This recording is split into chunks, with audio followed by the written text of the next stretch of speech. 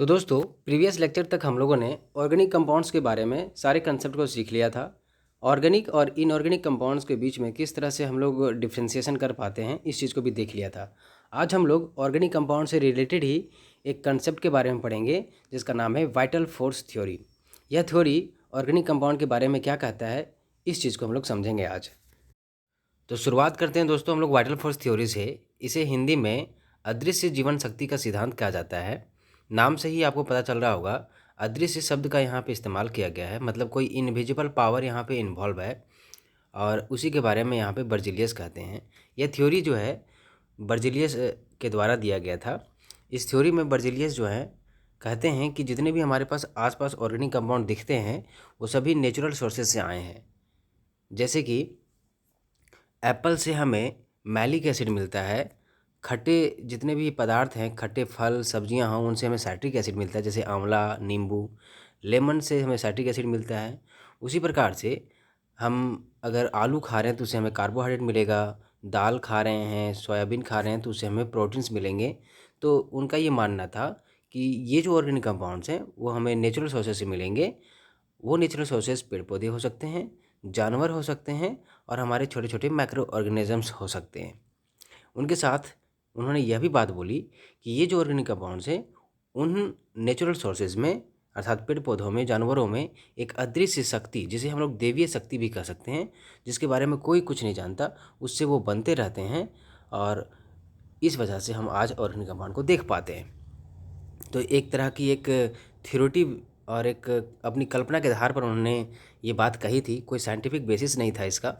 और उस थ्योरी को हम लोग वाइटल फोर्स थ्योरी के नाम से जानते हैं, अर्थात अदृश्य जीवन शक्ति के सिद्धांत के नाम से जानते हैं। बहुत सारे एग्जांपल्स हैं जिनके आधार पर बर्जिलियस का यह मानना था कि जितने भी हमारे ऑर्गेनिक कंपाउंड्स हैं वो पेड़ पौधों, जानवरों और सूक्ष्म जीवों से आते हैं। जैसे कि हमारे पास प्लांट्स बहुत सारे हैं जिनसे हमें शुगर, स्टार्च, सेलुलोज, ड्रग्स मिलते हैं। उसी तरह से एनिमल्स हैं हमारे पास, उनसे urea, protein, fats, carbohydrates etcetera हमें मिलते हैं। उसी तरह से वुड से हमें मिथाइल अल्कोहल, एसीटोन वगैरह मिलता है। फर्मेंटेशन प्रक्रिया में ईस्ट भाग लेता है, एक तरह का वो माइक्रो ऑर्गेनिज्म है, और उससे फिर हमें इथाइल अल्कोहल जो कि शराब का एक मेन कंस्टिट्यूएंट है, उसी तरह से एसिटिक एसिड भी हमें मिलता है। तो ये सारे जो हमारे ऑर्गेनिक कंपाउंड्स हैं वे आप देख सकते हैं कि नेचुरल सोर्सेज इनका है।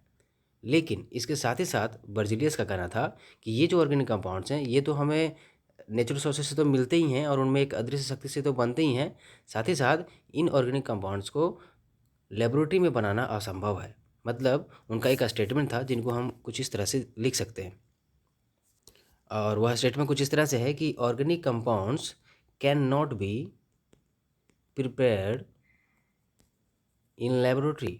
लेबोरेटरी में ऑर्गेनिक कंपाउंड को नहीं बना सकते हैं, वो सिर्फ तो सिर्फ लिविंग ऑर्गेनिजम्स में या फिर नेचर में पाए जाते हैं और उनमें एक अदृश्य शक्ति के द्वारा उनमें ये चीज़ बनता रहता है। लेकिन बाद में इसी थ्योरी को गलत कर दिया गया वॉहलर के द्वारा। वो गलती से कुछ लेबोरेटरी में कुछ वर्क कर रहे थे और गलती से उन्होंने यूरिया का फॉर्मेशन कर लिया। यूरिया का जो फॉर्मेशन हुआ वो एक इनऑर्गेनिक कंपाउंड से हुआ था। तो वॉलर ने कहा कि बर्जिलियस ने कहा था कि हम ऑर्गेनिक कंपाउंड को सिर्फ नेचर से ही प्राप्त कर सकते हैं, लेकिन आप यहाँ पे देख सकते हैं कि वॉलर ने इनऑर्गेनिक कंपाउंड से एक ऑर्गेनिक कंपाउंड बना दिया था। क्या क्या किया था उस वॉलर ने, उस चीज़ को हम लोग देखते हैं। तो वॉलर की जो थ्योरी थी, जो बर्जिलियस की थ्योरी को गलत साबित कर देती है, तो उन्होंने वास्तव में वो काम कर रहे थे, वो अमोनियम साइनेट ले रहे थे और अमोनियम क्लोराइड, सिल्वर साइनेट और अमोनियम क्लोराइड ले रहे थे, दोनों को हीट किया। तो उनको ये आशा थी कि अमोनियम साइनेट और AgCl प्राप्त होगा, लेकिन अमोनियम साइनेट ना प्राप्त होकर उन्हें यूरिया प्राप्त हुआ। अभी बहुत ही अचंभित हो गए, इसके मैकेनिज्म को देखा, फिर उनको समझ में आया कि यहाँ पे कुछ रीअरेंजमेंट रिएक्शन हुई जिस वजह से अमोनियम साइनेट से यूरिया का फॉर्मेशन हो गया। अमोनियम साइनेट हमारा जो था वो एक इनऑर्गेनिक कंपाउंड था और हमारा यूरिया जो था वो एक ऑर्गेनिक कंपाउंड था। तो इस तरह से जो बर्जिलियस की थ्योरी थी वो गलत साबित हो जाती है। बर्जिलियस की थ्योरी लगभग आज से 18वीं शताब्दी के आसपास मतलब 200 साल पहले की थ्योरी थी और 200 सालों तक उसकी थ्योरी का कोई खंडन नहीं हुआ था। सभी लोग इसी चीज़ को मानते आ रहे थे। कोई साइंटिफिक एडवांसमेंट नहीं होने की वजह से लोगों ने भी इस चीज़ को स्वीकार कर लिया था, लेकिन जैसे ही वॉलर ने यह साबित कर दिया कि कोई इनऑर्गेनिक कंपाउंड से ऑर्गेनिक कंपाउंड बनाया जा सकता है, लेबोरेटरी में भी खासकर, तो फिर उनकी थ्योरी गलत हो गई और वॉलर ने अपनी थ्योरी दी कि organic compound can be prepared in lab. और उस दिन के बाद से, जब हमारा यूरिया सबसे पहला ऑर्गेनिक कंपाउंड बन गया लेबोरेटरी में, उस दिन के बाद से बहुत सारे अनेकों ऑर्गेनिक कंपाउंड लेबोरेटरी में बनते आ रहे हैं और लगभग आज 90% से अबव ऑर्गेनिक कंपाउंड जितने भी हमारे हैं वो लेबोरेटरी में बनाए जाते हैं। यूरिया के बनने के बाद बहुत सारे हमारे ऑर्गेनिक कंपाउंड हैं जो लेबोरेटरी में बनाए गए हैं, उन्हें हम आगे देखेंगे। पहले हम लोग देख लेते हैं। आपके मन में सवाल आता होगा कि सर, किस तरह से अमोनियम साइनेट जो है वो रीअरेंज होकर के यूरिया में बन गया। मतलब वॉलर ने अमोनियम साइनेट को जब गर्म किया होगा तो यह अमोनियम साइनेट यूरिया में किस प्रकार से कन्वर्ट हो गया, क्या मैकेनिज्म छिपाता है इसके बीच में, उस चीज़ को हम लोग देखते हैं। तो आइए इसके मैकेनिज्म को सबसे पहले समझ लेते हैं हम लोग। तो दोस्तों, ओहलर ने अमोनियम आइसोसाइनेट को NH4OCN को जब हीट किया तो उन्हें यूरिया मिली NH2CONH2। हमें देखना है कि यह किस तरह से अमोनियम साइनेट रीअरेंज होकर के यूरिया का फॉर्मेशन किया। तो हमारे पास अमोनियम आइसोसाइनेट है, तो वास्तव में यह जो है आयनों के रूप में हमें आयनाइज्ड फॉर्म में हमें मिलेगा NH4OCN, NH4 प्लस और OCN माइनस के रूप में ये पाया जाएगा। इसे थोड़ा विस्तृत रूप में लिखें तो अभी बेसिकली देखा जाए तो दोनों ही असंतुष्ट हैं, बहुत ही दुखी हैं, क्योंकि इनके ऊपर चार्जेस आ गए। कोई भी स्पीशीज चाहता है कि अपना चार्ज वो डिस्पर्स करे, कोई भी चार्ज रखना नहीं चाहता। तो NH4 प्लस है, ये अपना चार्ज को रिड्यूस करने के लिए, डिस्पर्स करने के लिए, इसके पास 4 हाइड्रोजन में से एक हाइड्रोजन को ये रिलीज कर सकता है और अपना प्लस चार्ज को शांत कर सकता है। तो ये अपना एक हाइड्रोजन को रिलीज करके प्लस चार्ज को शांत करके अमोनिया में कन्वर्ट हो जाएगा। इसके पास 2 लोन पेयर बचे रहेंगे और H प्लस हमें बाहर देखने को मिलेगा। अब इसे H प्लस की तलाश है, इस स्पीशीज़ को भी शांत होना है। तो वास्तव में ये कुछ इस तरह से दिखेगा। अगर इसे हम फैला के लिखते हैं, वो single bond, triple bond N, इस पर माइनस चार्ज है, तो ये रेजोनेंस करके यहाँ पे टाटोमराइज करके कुछ इस तरह भी बन सकता है, वो double bond C double bond N minus. तो ये जो प्लस चार्ज है वो इस ऑक्सीजन पर भी आ सकता है, इस नाइट्रोजन पर भी आ सकता है। अगर यह ऑक्सीजन पर आएगा तो साइनिक एसिड बनेगा और अगर यहाँ पे आएगा तो आइसोसाइनिक एसिड बनेगा। तो 2 एसिड हमें मिलेंगे। जब हम इनका रिएक्शन या फिर इनका जब हम लोग हीटिंग कर रहे होंगे तो हीटिंग से ये 2 चीज़ें बनने की संभावना है कि हमें साइनिक एसिड और आइसोसाइनिक एसिड मिलेगी। ये है H प्लस, इस ऑक्सीजन के पास भी आ सकता है, इस नाइट्रोजन के पास भी आ सकता है। तो दोनों ही केसेस में हम लोग कोई एक केस लेके चलते हैं। मान लेते हैं कि यह नाइट्रोजन जो है, ये हाइड्रोजन जो है वो नाइट्रोजन के पास आता है। तो हमारे पास क्या ओवरऑल मिलेगा, वो double bond C double bond N और हाइड्रोजन आकर के NH बन गया हमारे पास। ये हमारे पास एक कंपाउंड बना आइसोसाइनिक एसिड। हमारे पास अमोनिया ऑलरेडी था, ये हम लोगों ने देखा था। उसके पास लोन पर इलेक्ट्रॉन था। आप यहाँ देख सकते हैं ऑक्सीजन और कार्बन है, एक कार्बोनिल ग्रुप है यहाँ पे। तो ऑक्सीजन के इलेक्ट्रोनेगेटिविटी हाई होने की वजह से ऑक्सीजन के ऊपर डेल्टा नेगेटिव और कार्बन के ऊपर डेल्टा पॉजिटिव चार्ज आएगा। तो ये हमारे पास यहाँ लोन पेयर है और यहाँ पॉजिटिव चार्ज है। दोनों के बीच में बहुत ही अच्छा बॉन्डिंग बनने वाला है, क्योंकि इसे इलेक्ट्रॉन की तलाश है, इस स्पीशीज़ को इलेक्ट्रॉन की तलाश है और इसके पास इलेक्ट्रॉन है। तो ये स्पीशीज़ यहाँ पर जाके अटैक कर देगा और इस तरह से यहाँ पे बॉन्ड खुल जाएगा और हमारे पास स्पीशीज़ कुछ इस तरह से बनेगा CO माइनस और इसके साथ डबल बॉन्ड यहाँ पर NH जुड़ा हुआ है और बगल से हमारे पास NH यानी कि अमोनिया का अटैक हुआ है। चूँकि इसने अपना लोन पेयर दिया है इसलिए इसके ऊपर पॉजिटिव चार्ज आ जाएगा। अब ऑक्सीजन के ऊपर नेगेटिव चार्ज है और ये पूरा स्पीशीज़ हमारा क्या है, अभी बहुत दुखी आत्मा है, अपना चार्जेस को डिस्पर्स करना चाहेगा। तो फिर यहाँ से ये नेगेटिव चार्ज यहाँ पे आएगा और ये इस तरह से बॉन्ड यहाँ पे खुलेगा।